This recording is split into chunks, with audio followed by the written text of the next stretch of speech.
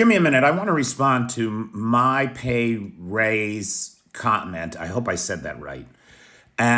But May asks, Peter, can you explain more about the ATACMS and how they might be used by the Ukrainians in defending their country and in their general strategy, please? Thanks. So, May, I want to preface this by saying that I don't have any military background. I'm not an expert. What my strength is, I can listen to experts and then explain what they said to regular people. That's kind of my gig.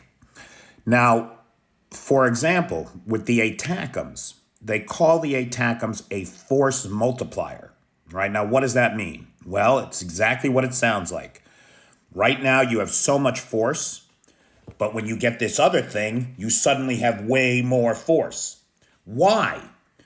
Because the ATACMS, as a long-range weapon, give the Ukrainians a new tactical advantage that they don't currently have, or that they have in very limited supply, thanks to our partners in the UK and the French.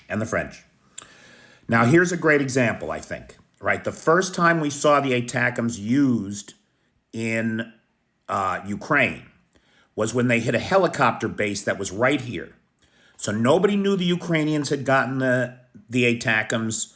The first thing they did was they blew up a helicopter base here and then another one up in Luhansk. In one fell swoop, they took out 17 helicopters, if I remember right. I think it was 17, damaged or destroyed. That's hundreds of millions of dollars worth of equipment and a critical resource for the Russians, right? Well, as soon as the Russians found out that they had the ATACMS, you know what they had to do? They had to move all their helicopters over to here, out of range of this new weapon. And so it's a weapon that forces your opponent to back off. They gotta back off. It's also a weapon, if we send the right version, that will handily take out the Kerch Bridge. And that's a strategic objective of this war, to cut that bridge so that the resupply of Crimea is confounded. I think those two examples, as a force multiplier that forces the Russians to move equipment and personnel, command centers, logistics hubs farther away from the front line, complicating their ability to support the front line, and in the strategic objective of taking out the Kerch Bridge. I think those are two examples of you can see how the ATACMS will affect this war.